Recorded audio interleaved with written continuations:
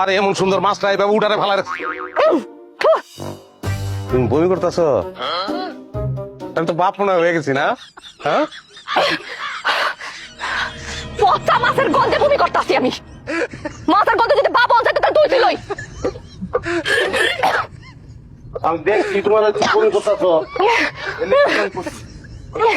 কপালে নাই ঘি ঠকঠকে লইব কি? বাবু তাহলে কপাল লাগে, কপাল পোড়া কপাল হলে বাপ ছাড়া। তুমি আমার পুরা কবিলা কইলা না? পোড়া কপালের পোড়া কথা কইব তো কি চাচুরি বলে কইব? এত বড় একটা মাছ কিনার সময় কিনা ভালো না খারাপ এটা কি তুমি বুঝো নাই? হ্যাঁ, নিরাকলে যোগ্যতা নাই তোমার, বুঝছো? তুমি একটা অমানুষ। আর একটা পচা মাছ আনছি, এর লিগে তুমি আমার অমানুষ কিবা? ও মাছ কইতে পারো মাছটা নাই?